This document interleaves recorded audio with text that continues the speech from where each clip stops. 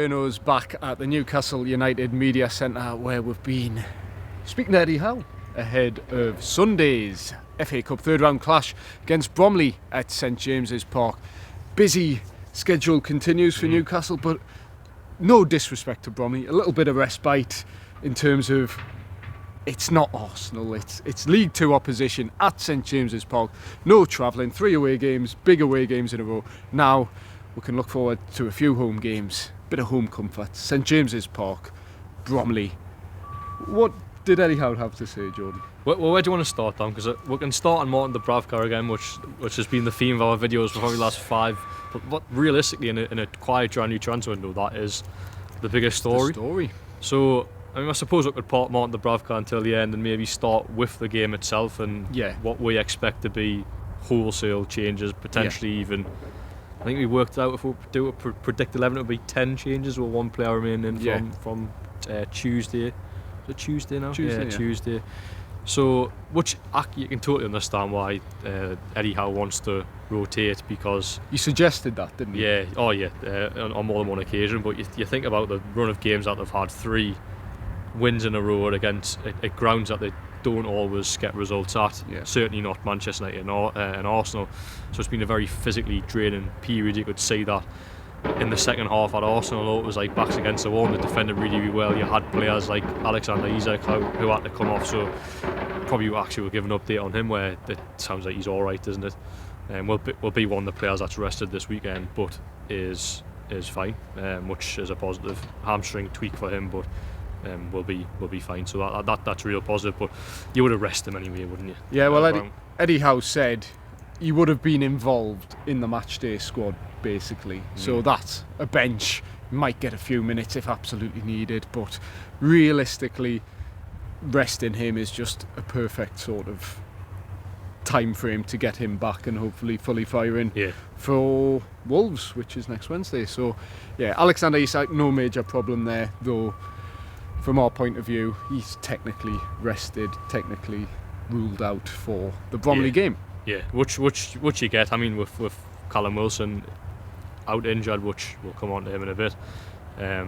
He's done incredible to actually start all these games in Callum Wilson's absence, and just to give him a rest, he's earned it. As has a lot of players as well. So whatever team Newcastle put out, they should have enough to win. As I say, I predict 10 changes at least, and those 10 changes should beat Bromley. Who do you think it'll be? Should we go for the team first? Yeah, I think in goal you'd make a change.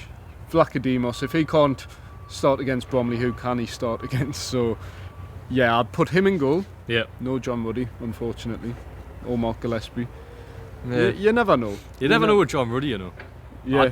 I'd be surprised because Vlachodimos has been the one that's been on the bench and Dubravka's backing up Dubravka. I think it's a. But I'll be honest. I'm not going to sit here and say I know exactly how Bromley play, but rightly or wrongly, you sort of associate sort of big physical teams in League Two, and I do wonder if Bromley are piling set pieces into the box and crosses into the box. Can Odyssey's Vlachodimos come and claim those crosses? I suspect he probably can, but John Ruddy is a big lad.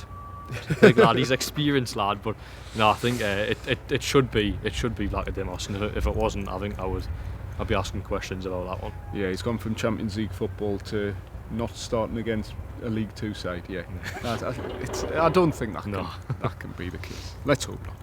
But yeah, he should start in goal. I think probably when you look back to the Wimbledon game, the natural pecking order of the goalkeepers came to fruition when Martin Dubravka started that game, got injured in that game. Another clean sheet and win for him, by the way. I know.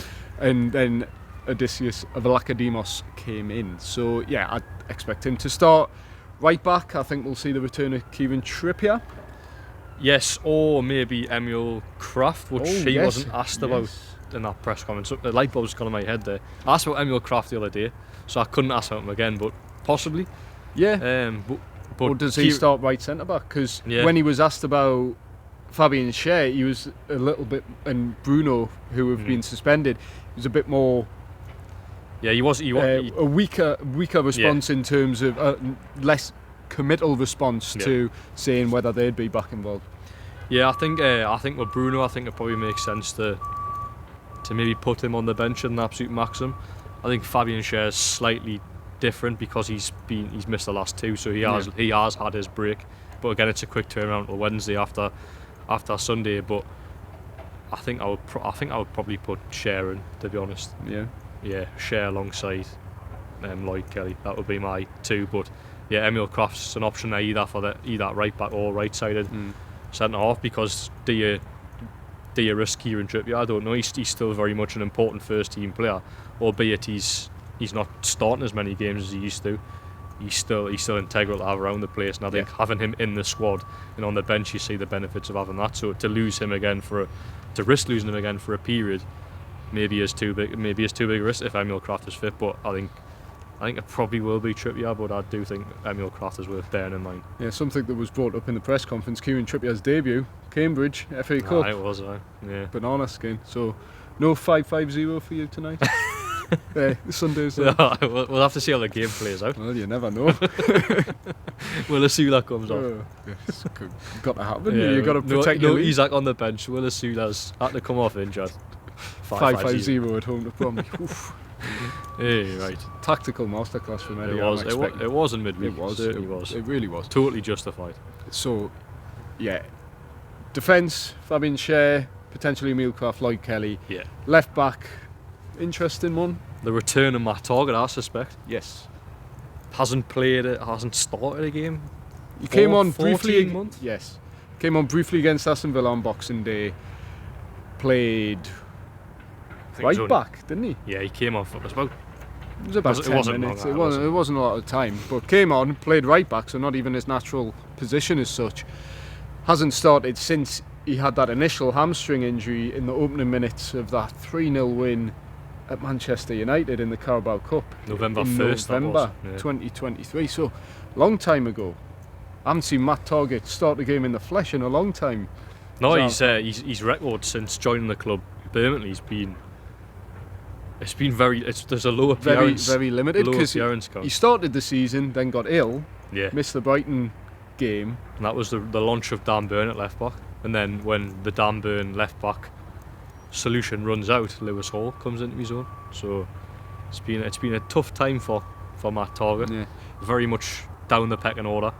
Maybe if there was an offer there for him, you would look to do a deal this January, because Lewis Hall is not getting displaced anytime soon. And even then, Lloyd Kelly and Dan Burn are above him in the left back pecking order, you'd imagine. Matt Targett's been more or less, about Exmouth, he's been more or less fit since the start of the season. We saw him play here back in August, played 45 minutes. He's trained with the team for the most part for the past 4 or 5 months, so you'd expect he's available, but is just so far down the pecking order. So this month, if you can get Matt Targett off the wage bill, who is a high earner, by the way, having signed permanently from Aston Villa back in 2022, if you can get him off the wage bill, maybe make a bit of money, that's a no-brainer for me as well. Yeah, 100%. But him getting games under his belt might help towards that. If they say that Matt Targett has performed well against Bromley, he could have an endless amount of offers. Maybe. But yeah, it is a hard sell when you go, look, we've got this player who hasn't played football in 14 months. Do you want him to any club, really? It's going to be a hard sell. He's been linked with a couple of clubs, Frankfurt, I believe, and Anderlecht in Europe, so Europa League clubs. That'll be a canny step up. Good step up. Yeah, fair enough. Objectively, no, it's not a step up, sorry. But it would be from not playing in a Europa League would be fantastic. Great for him, and he's not cup tied, so that's not that is taken into account in Europe anyway. But the midfield, that's an interesting one as well, because the midfield has been such an area of strength for Newcastle over the past month. The Sandro Tonali, Bruno, even though he didn't play against Arsenal, but him and Joe Linton, Tonali, that trio has been brilliant, and you'd imagine will be broken up on Sunday. Yeah, I think even with Bruno not playing in midweek, I just still think you've got to give him a rest, because he's played so many games. He literally played every game this season. Not just this season, but even last season as well. He played over 50 games or something like that. So I think they probably owe it to him to give him a rest. As I say, at a push, I'd put him on the bench. But then imagine he'd go on. I think even Tonali and Joe Linton on the physical exertion they put in over the last few weeks, certainly with Tonali as well, who, to be fair, looks like a player that never tires. Really, he's got an unbelievable engine, but I still think you owe to him to give him a little bit of a rest as well. And then, that midfield three for me probably does have to be split up. And then, look, there's bodies in there at the moment. I think the only one we debated really was Joe Willock maybe staying from the game.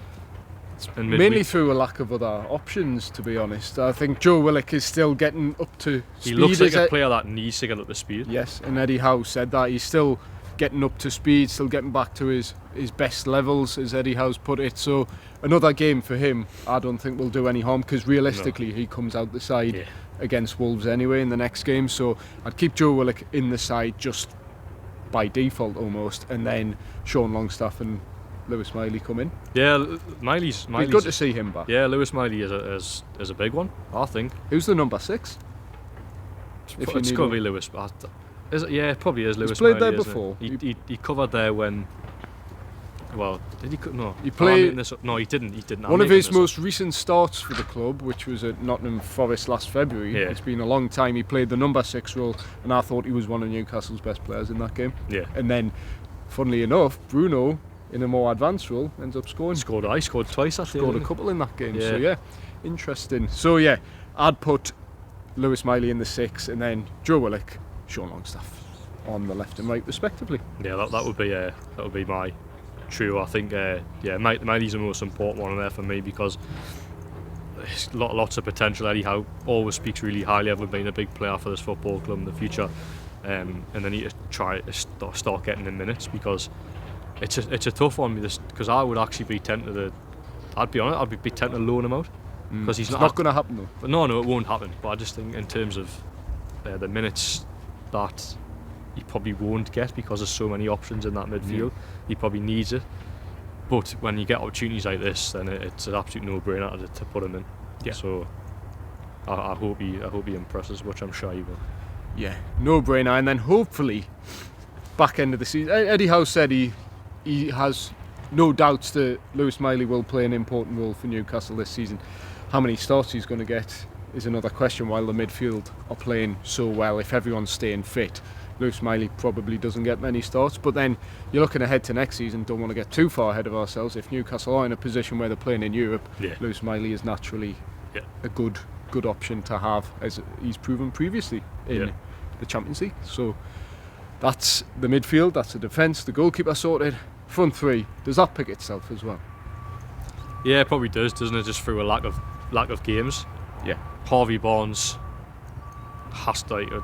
It's an opportunity to start, and he has to. I think probably from Harvey Barnes' perspective, you'll feel disappointed and feel a bit hard done by not have started more games this season. I think statistically he's had a good season, but when you've got someone like Anthony Gordon ahead of you, it's always going to be a real struggle. And that, to be fair, Anthony Gordon in recent weeks has really stepped up. I think it's gone under the radar a little bit how much he stepped up. Yeah. Scoring against Aston Villa, back-to-back goals last week as well. He looks back to the player he was last year, and I just think naturally for Harvey Barnes that's difficult, as it would be for any player in that position. And Harvey Barnes has scored goals himself. I think he was probably top goal scorer up until the middle of this run that they've just had. Goals. I think that goal against Wolves was an absolute stunner to win them the game. But as I say, Anthony Gordon is the main man, unfortunately, and that Harvey Barnes plays in the same position, and he hasn't had an opportunity. But on Sunday it's an opportunity for him. So he's probably Newcastle's main attacking threat on Sunday, you'd imagine. As he's shown previously, that left hand side cutting in can be very effective, and unfortunately for him and Anthony Gordon to some degree, neither player seems overly keen of playing on the right hand side. We thought maybe Eddie Howe had found a solution by... He tried Barnes on the right hand side a few times, didn't he? And he tried Gordon on the right and Barnes on the left and things like that, and I think it worked maybe for one game. Against Arsenal was one game it functioned, and Anthony Gordon got the assist from that right hand side. Isak scored the header in the home game at St James's Park in November, but largely I think the emergence of Jacob Murphy as well, but largely playing on the right has not been really overly suited to neither Gordon nor because Barnes has got that trick when he constantly likes to come inside on his right foot, and when he gets space inside. That is Harvey Barnes. That is Harvey Barnes, but when he finds that bit of space, he can't find the top corner. Yeah. Whereas on the right hand side, you obviously don't have that. Whereas Anthony Gordon on the right hand side, I think, as much as he worked hard and give you a tireless performance. I say this, obviously he got that assist against Arsenal, but he was never really in the games, and it was just it felt at the time it was trying to plug gas, because Newcastle weren't winning games, they were lacking consistency, and Eddie Howe was chopping and changing, trying to find things, and trying Anthony Gordon on the right hand side was one of them. And I think maybe at one stage we might have all said that Anthony Gordon play on the right hand side plugs a gap, but not now. You've got to play your best players in your best position, and Anthony Gordon is the star man on the left hand side, and unfortunately for Harvey Barnes, that naturally means that he is on the bench, but it's an opportunity for him on Sunday. Yeah, you'd like to think so. And on the right, Miguel Almiron? Yeah. It's interesting around his future, isn't it? 'Cause I still think there's the chance he could go in January. I think if the finances are there, Newcastle will absolutely do a deal. I think there's in many ways. We're talking. Yeah, I know it was strong. Yeah. I think in many ways Newcastle have almost said you can go, but the finances have got to be right. But Eddie Howe has always said as long as Miguel Almiron is here, then they'll respect him and use him. And he came on against Arsenal, didn't he? He'd done a lot running about, Definitely came on, yeah. As he did. But hasn't. I think it was only his second start of the season, his second Premier League start. This isn't a Premier League game, but I'm saying that he started games against Wimbledon, he started against Forest, and started against Chelsea, so he was fourth start. That's off the top of my head. I haven't researched that, so correct me if I'm wrong. But those are the games I remember him starting. Yeah. So as long as he's here, they'll try and use him. An opportunity to bring him in, but I do wonder if they'll try and ship him out before the Johnny transfer. No, but that'll only happen if finances are right. I don't think they're in a desperate need to get rid of him, but they're certainly open to losing him. Yeah, and why not? Yeah, I would. Well, they had a deal sort of in place last year. 12 months ago. And I mean, it could bring us quite nicely onto the sort of Martin Dubravka situation in a minute. But yeah, these deals with Saudi Arabian clubs seem to be lined up, all agreed, and reported is effectively done. But if Newcastle don't sanction them, they won't happen. Yeah. In the case of Almiron last season, felt like it was all lined up to happen, but player didn't want to leave, so it didn't happen. Yeah, no, that was it. We were told at the time that Newcastle would let him go, but Almiron didn't want to move mid-season, and then the situation switched around in the summer when Charlotte came forward in the summer, and they didn't have the finances to do the deal. Yeah. So yeah, there was a lot of opportunities to leave last year. Still here, there'll be speculation around his future for as long as he's here, because I think it's fair to say, and I don't want to sound harsh, but his time at Newcastle is almost sailed in many ways. Yes, because he's lost his place.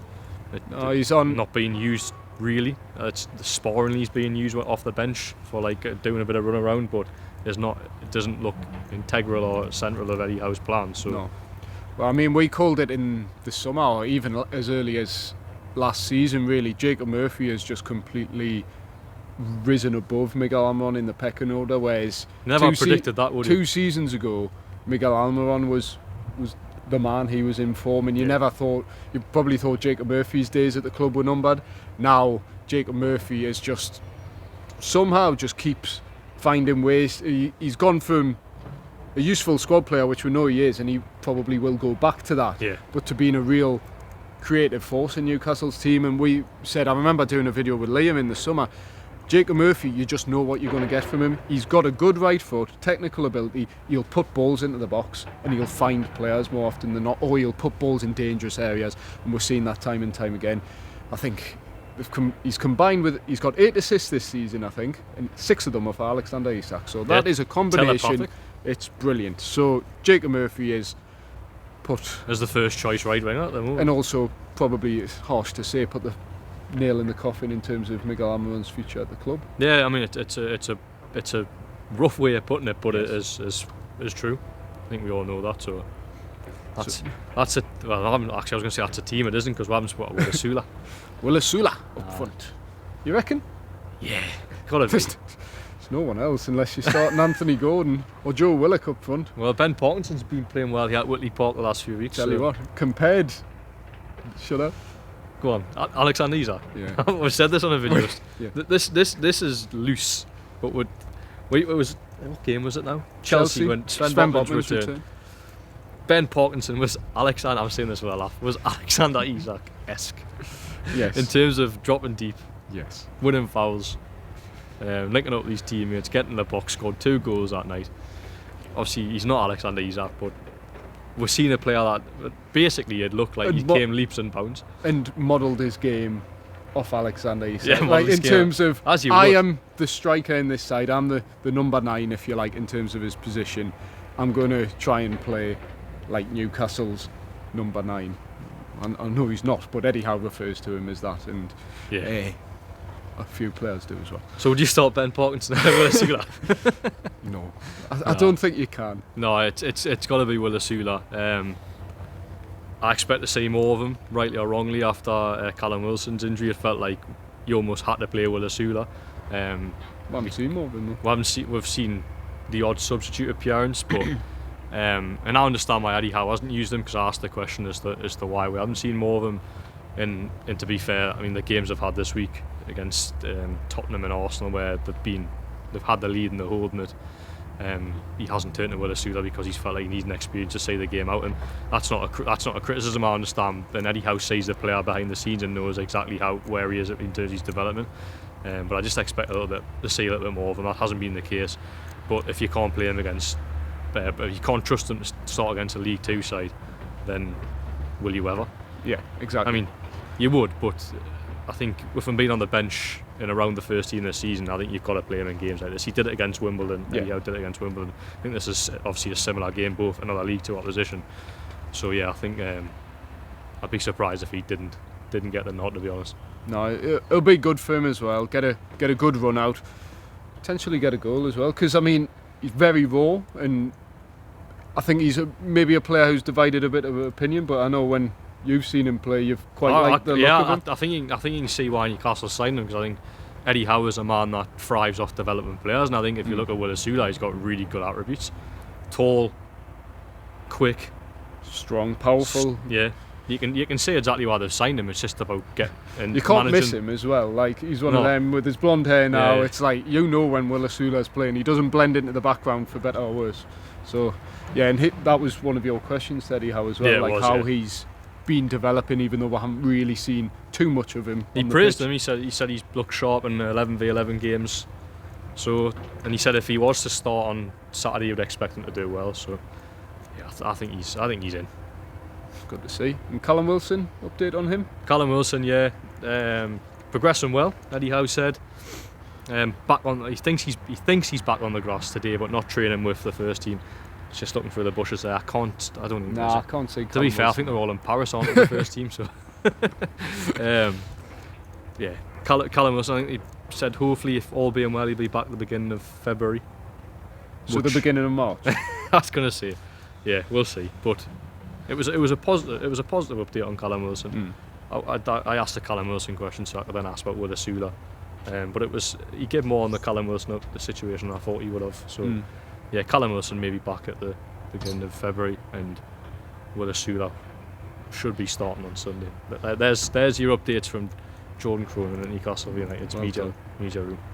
Brilliant. And yeah, Nick Pope as well on the goalkeeper situation, should be back fairly soon by the looks of it as well. But you'd imagine the next 2 games, just with a quick turnaround, the Wolves on the Wednesday and then the Bournemouth? Yes. At the weekend, you'd imagine Martin Dubravka, if he's still at the club, will still be the goalkeeper for that game, and then Nick Pope comes back into the picture after that. So yeah, still, he wasn't back in full training yet, Nick Pope, but you'd expect maybe next week to do that. But while we're on the subject of goalkeepers, Martin Dubravka, for yet another video. Yeah. It's because Eddie Howe's been asked about it, and it is the transfer story of January for better or worse. But Martin Dubravka, we talked about it after the Arsenal game, because Eddie Howe hinted he wants Martin Dubravka to stay, but also potentially stay beyond the summer, sign a new deal, or reach an agreement to keep Martin Dubravka, where that move with Al Shabab at one point, I mean, you just check our video last week, we don't mind. We were certain that was going to happen, and all the noise surrounding that deal expected, that's going to go ahead. But now, just with the situation, Nick Pope still injured, Newcastle doing so well, Martin Dubravka doing so well, and the financial, we talked about the sort of business versus football side of things. Now, doesn't sound like there is a business logic, does it? I know, well, we said after the Arsenal game, we're not entirely sure about the business side of things, and it's become apparent that Newcastle actually are not going to benefit very much from a business point of view or a financial point of view at all. It's really only down to respecting the players' wishes that would see Martin Dubravka leave. So Eddie Howe, speaking about Martin Dubravka, quite funny, if you watch the video, he went, there's no update, and then gave a very nice update about Martin Dubravka. Yeah, it was first question from Matthew Risbeck of BBC Radio Newcastle. Any update on Martin Dubravka's situation? Said nothing's changed. And then as the questions got further and further down, Eddie Howe slowly but surely give a little bit more on Martin Dubravka's situation and let it slip, but told us reporters that they're in talks to try and keep Dubravka beyond the end of January. And I think he mentioned it enough times to make me think that there's maybe a little bit of confidence there, or hope, at least hope there, that they can do that. Because he didn't just mention it once, he mentioned it quite a few times, and I don't think you do that if you're not hopeful, or there's a little bit hope there that Martin Dubravka will agree to stay. It's certainly as strong as Eddie Howe's been on Dubravka staying. It's a very change. It's like a change in tone, isn't it? Yeah, it's gone from hoping he stays. He's always been consistent with that message. He hopes he stays. Yeah. But now it's like to mention a possible agreement is a big change in tone. Something we've discussed. Big difference between an agreement and a contract extension. Yes. Eddie Howe wants Martin Dubravka to agree a contract extension and potentially stay beyond the summer. The understanding is Martin Dubravka probably doesn't want that. He's 36, as we keep saying, 36 next week, out of contract, end of the season. Does he want to commit to another year of Newcastle, twilight years of his career, where he could quite realistically be a number two and in play, 12 months' time he'll be back on the bench? Yeah, I think that's play unfair to say. not a lot of football when you could. He's got a lucrative deal, or has had a lucrative deal on the table for him this month, that would protect, like, future-proof himself. We'll come on to him. Yes, we'll come on to that. And why would he almost wave that away and sign a new deal at Newcastle to not play football? So Martin Dubravka, I don't think agrees a new contract, or wants to agree a new contract at Newcastle United, but could agree some form of deal or some form of incentive that makes him want to stay till the end of the season. Yeah, and there's plenty of incentives, I think, because look, you can do a financial incentive where maybe you give him a bonus at the end of the season, saying thanks for staying, you increase his salary for 6 months, or you give him the incentive of actually you could be playing in a Carabao Cup final in a two months time. Yeah. So there's plenty of incentives there. People will say, well, he's under contract, don't have to give him incentives, but I think it's very, very clear that if Martin Dubravka tells the club he wants to leave, I think Newcastle will. Which he hasn't done, according to Eddie Howe. But rightly or wrongly, Newcastle, if Martin Dubravka said he wants to go, rightly or wrongly, Newcastle will say, right, okay, we respect your wishes. So now it's about trying to find an agreement with the player. And as I say, I think the way Eddie Howe was speaking, I think it sounds like they might do that. No confirmation of that, but I just think the way that how many times he mentioned it, I think there must be something there to think that there's a chance he will stay, which, again, if you asked us 4 or 5 days ago, I wouldn't have thought that was the case, but these things can change very, very quickly. It makes absolutely zero sense to lose him. They've won 7 games in a row. He's been integral to that. With his distribution, five clean sheets in those 7 games. In any normal circumstances, you wouldn't let your number one goalkeeper go, and at this moment in time, he is the number one because Nick Pope's on the sideline. So, it makes no sense to let him go.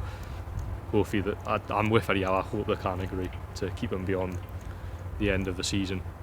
The end of the season? Sorry, beyond the end of January. Yeah. I'm glad you corrected us there. Beyond the end of January, and then he can go in the summer. And if there's a Saudi contract still on the table, then that's the thing. People say the Martin Dubravka, the only incentive he needs is the fact he's under contract. That is an incentive enough, but it's not when you've got a better contract also on offer. It feels harsh.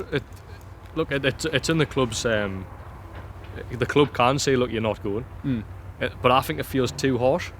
Yeah. It is harsh. Look, the club is with every right to do that. Saying you're under contract, we're not letting you go. But I think there's a respect there for a player that has been, let's be honest, been a very, very good servant. Yeah. That bar the Manchester United loan spell fiasco. Yeah. He's been pretty consistent. The first 4.5 years that he's at the club, he was the number one. Yeah. Helped keep him in the Premier League on more than one occasion.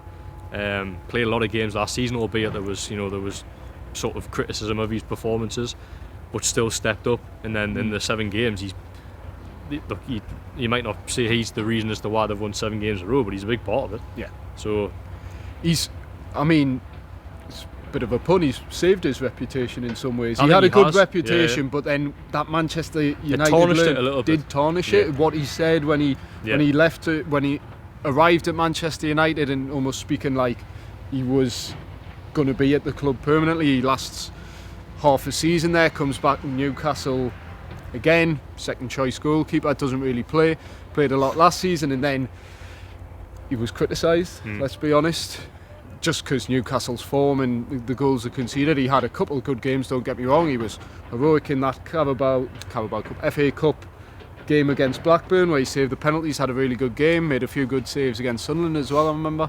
Yeah. But yeah, this run, he could leave now as a Newcastle hero with his head held high, so he's probably thinking, has that on his mind as well. But yeah, I think for all parties, or certainly from Newcastle's point of view, getting Martin Dubravka committed to the end of the season is the minimum. Yeah. Or is realistically what they should do, because I think anything more than that is probably a little bit awkward for the player and for the club, tying him to another deal when they've got 4 other goalkeepers to choose from as well. So yeah, Agreed. That's the goalkeeper situation with Martin Dubravka once again changing all the time. The Sunday's video shouldn't be about Martin Dubravka unless something's happened before then, but Yeah, let's hope it's a let's hope it's the Willisula loving. The Willisula show. We love the perfect signing for Newcastle United. Yeah. Willisula. He is. 15 million bargain. Let's hope. Yeah, I hope he starts to show that. So yeah, but of course, it wouldn't be a Geordie Journos video without a word from our lovely sponsors. We have got Mitigate, the sponsors of this video. Mitigate enhances workplace mental health, helping businesses stay compliant, reduce absences and unlock higher productivity, creating healthier, happier teams. It's a nicer phrase It's for a you, less isn't it, than the tongue last twister. one. Yeah, they've changed the word in slightly. Thank you, Mitigate, for that Thank classy gesture. And of course, Four Rivers Financial Planning are long-term sponsors of Geordie Journos. 4 Rivers Financial Planning offers holistic financial advice for all stages of life, ensuring your plans remain robust and adaptable in the ever-changing world we live in. Future-proof yourself. Contact Four Rivers Financial Planning. Links in the description to both Four Rivers and Mitigate. We've been the Geordie Journos. Will we be joined by Liam? No. No. He's taking the kids. He's a family man, classy family man. But so that means no live. Yes. But me and Jordan once again will be back at St James's Park to discuss, not Martin Dubravka hopefully, but a hopeful FA Cup third round win against Bromley at St James's Park. Or if it's not a win, it could be a very interesting video. So we'll wait and see on that. But if you like what we do, please remember to like, comment, share, subscribe, ring the bell for all your Geordie Journos content, and we'll see you on Sunday. Cheers.